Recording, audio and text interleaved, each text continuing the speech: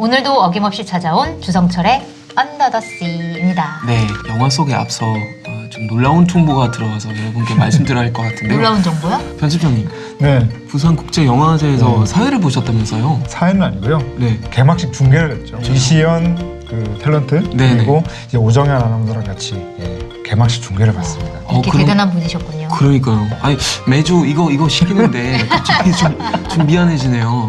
그러니까 이렇게 큰 분께 우리가 맨날 이렇게 춤을 시켜가지고 그러니까요. 즐겁습니다 저는. 네.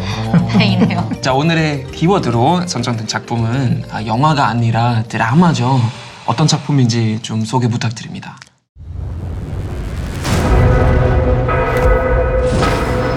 인류 최악의 인재로 기록되어 있는 이 체르노빌 원전 사고를 소재로 한 바로 체르노빌이라고 하는 드라마입니다. 최근에 그 미국에서 열렸던 제71회 에미상 시상식에서 작품상, 감독상, 그리고 각본상 이렇게 주요 부문상을 받으면서 무려 10개 부분에서의 그 트로피를 들어올렸거든요. 그래서 사실 올해 그 에미상 드라마 부분에서의 주인공이었다고 해도 과언이 아닌 그런 작품입니다. 1986년 4월 26일 그 우크라이나 프리피아트 지방이죠. 바로 여기서 사람들이 창밖에서 무언가 정말 크게 폭발하는 그런 광경을 목격하게 됩니다. 네. 이 폭발 소리에 잠이 깬 그 남편이자 소방관인 이 바실리 이그나텐코라고 하는 인물이 화재 현장으로 출동을 하게 되고요. 이 출동할 때까지만 해도 어떤 사고인지 전혀 알 수가 없었습니다. 네. 그런데 이 폭발에 의해 생긴 그 충격 때문에 이 마을은 거의 아수라장이 되고요. 몇몇 발전소 연구원들은 피를 토하는 그런 상황까지 벌어지게 됩니다. 그러니까 사실 지금처럼 방사선에 대한 그 인식이 별로 없을 때 이 사람들은 내 몸에서 이런 변화가 왜 일어나지라고 생각하면서 정말 끔찍하게 다들 죽어나갔던 것이죠. 네. 그렇게 일부에서 그런 이야기들이 이어지고요. 그 다음에 보리스 세르비나라고 하는 당시 소련이죠. 그 장관회의 부의장이자 연료동력부 장관인 이 보리스 세르비나가 파견이 됩니다. 네. 혼자 간 게 아니고요. 바로 원자력 연구소장인 이 발레리 레가소프라고 하는 사람, 이 두 사람이 사고를 수습하기 위해서 현장으로 향하게 되는데요. 이 두 사람이 겪는 여러 가지 일들과 대책 그리고 이 시민들의 협조 같은 것들이 이후에 쭉 펼쳐지는 내용이라고 하겠습니다. 이 당시 소련은 이거를 은폐하게 급급하고 사람들도 대피시키지 않잖아요. 그러면서 이제 사고 수습을 하면서 수많은 사람들이 국민들이 자기가 희생될 걸 알면서도 나서가지고 잠수부라든지 아니면 광부들이라든지 이런 사람들이 자기 미래에 어떤 일이 닥칠지 알면서도 이제 그거 수습에 나서는 모습들을 보면서 좀 찡하기도 했었는데 그 말씀하신 그 장면이죠. 바로 그 사도프 그 석탄부 장관이 이제 광부 45명을 체르노빌로 데려가기 위해서 이 광산을 찾아가는데요. 이때 그 당신들이 없으면 이 방사능 물질이 이 흑해까지 흘러 들어가서 생명에 엄청난 위협을 받을 것이다. 여러분들이 가져야 된다라는 얘기를 했을 때 사실 이때 정말 그 거의 옷을 다 벗고 있던 이 광부들이 정말 차례차례로 그럼 하겠다라고 하면서 걸어가면서 정말 이 멀끔하게 있는 그 장관 얼굴에 이렇게 맞아요. 이 검댕을 하나씩 묻혀가면서 가잖아요. 그래서 이렇게 막 다 묻어 있으니까 이제야 석탄부 장관 같네요. 맞아요. 라는 말을 하면서 가는 장면들을 보고 있으면은 사실은 이 작품 속에서 이런 이 국민들의 모습이 정말 그 위태롭고 처량하기까지 하지만 뭔가 그 당시 그 사회주의 그 국가 그 국민들의 어떤 이 자부심 이런 것이 좀 느껴져서 굉장히 그 보는 입장에서는 굉장히 좀 양가적인 입장으로 이 작품을 좀 봤던 것 같습니다. 네, 레가소프 박사가 진실을 녹음하고 자살하는 장면부터 시작하다가 나중에 이제 5화 때는 이제 마지막 장면까지 좀 거짓말 또한 약간 서로 약간 그 죄에 대해서도 얘기하기도 하지만 이제 거짓말이라는 개념도 참 큰 것 같아요. 그래서 아니 국민들 빨리 좀 대피시키고 좀 진실 있게 그건 대처해야 되는데 그 거짓말이라는 단어가 하나의 큰 주제인 것 같아요. 사실 일부에서도 이미 그 대사가 등장하지만 이 거짓의 대가란 무엇인가? 그 거짓 때문에 우리는 어떤 대가를 치르면서 지금까지 살아왔는가라는 것을 얘기를 할 수가 있겠는데요. 그래서 사실 이 체르노빌을 통해서 우리가 또 지금 질문하고 있는 것은 또 후쿠시마이기도 하잖아요. 그래서 최근에 이런 여러 그 저작들이 나왔어요. 제가 최근에 인상적으로 봤던 책이 이제 오시카 야사키가 쓴 그 멜트다운이라고 하는 그 책이었는데요. 그 부제가 이렇습니다. 도쿄 전력과 일본 정부는 어떻게 일본을 침몰시켰는가? 라고 하는 제목을 달고 있는데요. 그러니까 당시 이 후쿠시마 원전에서 사건이 벌어지고 또 역시나 이전에 체르노빌에서도 그런 비슷한 사건이 있었지만 많은 사람들 그리고 특히 정부는 이렇게 숨기고 은폐하는 데만 급급하거든요. 네.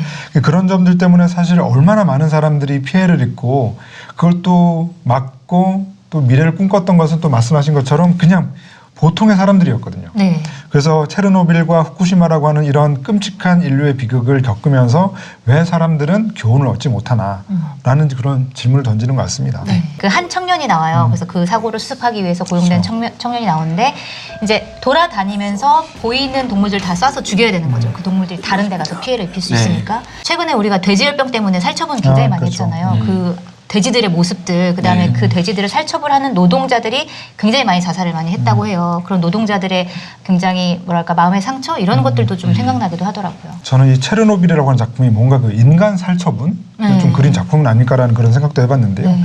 그러니까 이게 사부였던 것 같아요. 그 사부 오프닝에서 그 할머니가 사실은 대피를 해야 된다고 막 얘기를 하는데 네. 나는 대피할 수 없다. 이렇게 80 넘은 할머니가 왜 버티는 거냐고 또 물으니까 뭐 이런 얘기를 해요. 평생 이곳에서 살았고 그때마다 군인들이 들이닥쳤는데 자네가 지금 처음이 아니다. 네. 예전에 스탈린이 왔을 때도 그리고 2차 세계대전 당시에 독일군이 왔을 때도 난 그냥 여기 살았다. 네. 네. 보이지도 않는 그런 뭐 방사능 그런 것 때문에 내가 이 여기를 떠날 수는 없다. 네. 라는 얘기를 할 때 굉장히 가슴이 아팠거든요. 맞아요. 그게 또 소 젖을 짜면서 그 얘기를 그렇죠. 하잖아요. 네. 그리고 또 최근에 이제 후쿠시마와 관련된 여러 다큐들을 보면은 지금도 후쿠시마로 언젠가 돌아갈지도 모른다는 생각에 여전히 또 인근 마을에서 네. 그 살고 있는 주민들도 있다고 그러더라고요. 네. 그런 점들을 생각해 보면 뭐 요즘에 그 돼지 살처분 뭐 또 인간 살처분까지 더해져서 이 인류의 비극 네. 정말 이 끝이 없구나라는 생각이 들었죠. 가장 인상적이었던 것이 이제 약 30만 명의 사람들이 집을 나서야 했다는 점인 것 같은데 네. 체르노빌 아예 그냥 유령 도시가 돼버렸잖아요. 근데 지금 방금 말씀하신 그 후쿠시마 같은 경우는 뭐 일본 정부가 지금 뭐 후쿠시마에서 농산물을 재배하고 그것을 소비하고 거기서 이제 올림픽까지 다 한다는데 이거 약간 도시 괴담 아닌가 싶네요. 그러니까 진짜. 후쿠시마가 체르노빌로부터 좀 배우지 못한 것이라고 네. 할 수가 있겠는데요. 사실 체르노빌은 그 드라마에서 보는 것처럼 정말 끔찍한 인재가 걸어있지만 그 위에 뭐 사후 수습이라든가 지금까지 이렇게 보존하고 이렇게 보관하고 있는 모습들을 보고 있으면 굉장히 철저하게 좀 관리가 되고 있는 편이거든요. 네. 그래서 다크 투어리즘이라는 말이 있잖아요. 그러니까 그렇죠. 예, 인류의 어떤 그 끔찍한 재난이 벌어졌던 장소나 이런 비극의 장소에 사람들이 이제 관광하듯이 투어를 가는 것을 이제 다크 투어리즘 네. 또 뭐 블랙 투어리즘이라고 하는데 최근에 이 드라마 이 체르노빌 때문에 이 체르노빌 그 사건이 벌어졌던 장소로 정말 그 투어를 가는 사람들이 굉장히 늘었다고 그러더라고요. 네. 예, 그런 것들을 보면 굉장히 좀 아이러니한 일이기도 한데 지금 후쿠시마를 보고 있으면은 후쿠시마, 일본, 미국 같이 연결돼서 좀 생각을 해볼 수가 있겠는데요. 그 독일 공영방송이죠. 이게 GDF에서 만든 이 다큐멘터리가 한 편이 있습니다. 후쿠시마의 거짓말이라고 하는 작품인데요. 네. 이 작품을 보면은 이 미국과의 연관성도 조금 짚어내고 있어요. 왜냐하면 이 후쿠시마 제1호 원자로가 1970년대 미국 회사에서 만든 것이고 이 오래된 이 미국에서 그런 원자로를 들어왔을 뿐만 아니라 네. 이후에 그 원자로를 관리, 감독, 감시하는 작업까지도 미국 회사가 했던 거죠. 그렇군요. 그러니까 도쿄 전력 입장에서는 네. 가져와서는 사실은 모든 것들을 다 수입한 건데. 미국에서 다 알아서 했던 거죠. 아. 그러면서 사실 그 이후에 뭐 89년에 굉장히 중대한 결함이 발견됐고 네. 그 전후로도 이런저런 그 크고 작은 사건들이 있었다고 그래요. 근데 그럴 때마다 도쿄 전력과 그 일본 정부는 이 사건을 감추기에만 급급했죠. 이 원자력 그러니까 원전에 문제가 있다라고 하는 그런 위험한 상상이 이 대중들에게 알려지기를 원하지 않았던 일이기 때문인데요. 그래서 이런 작품들을 보고 있으면 최근에 또 그 일본이 그 미국에서 막 옥수수를 뭐 몇 조 원씩 뭐 사고 네. 이런 것들을 보면은 과거 그 후쿠시마의 비극이 또 한 번 뭐 어떤 식으로든 나올 수도 있겠다라는 네. 생각이 들어서 저는 이제 미국, 일본 그리고 후쿠시마에 이렇게 좀 연결된 이런 연관성이죠. 연관성을 다시 한번 좀 생각해 보게 된 것 같습니다. 네네. 언더 더 시에도 빠질 수 없는 하나의 코너가 있죠. 시청자 이벤트요. 네, 맞습니다. 책 소개를 해드릴게요. 일터의 여성들에게 필요한 말, 글, 네트워킹. 이다혜 작가의 체감 정년 갱신 프로젝트. 출근길의 주문이라는 책을 한겨레 출판사 제공으로 문제의 정답을 맞추신 분 10분께 보내드리도록 하겠습니다. 네, 문제 내겠습니다. 드라마 체르노빌의 제작사를 맞춰주시면 됩니다. 자, 1번 HBO, 2번 한겨레 TV, 3번 H2O, 그리고 4번 JSC. JSC가 뭐예요? 모르시죠? 네. 큰 분, 주성철의 이니셜입니다. 드라마까지 시작하시는군요. 저도 몰랐네요. 네. 그쵸. 국제 영화제에서 네. 중계까지 하시는 네. JSC 유명한 분. 네. 네. 자, 정답 보내주실 곳은 honeytv@honey.co.kr이고요. 보내주실 때 성함과 전화번호 그리고 주소를 꼭 남겨주시면 감사하겠습니다. 네, 사고가 일어났을 때 그 사고에 대처하는 책임자들의 자세가 얼마나 중요한지 깨닫게 해주는 드라마였던 것 같고요. 그다음에 우리가 이 사고를 반복하지 않도록 계속 그 역사를 배워나가는 것이 그 희생된 사람들을 위하는 길이 아닌가라는 생각을 하게 됐습니다. 늘 기다려지는 주성철의 안다듯이 다음 시간에 찾아뵙겠습니다.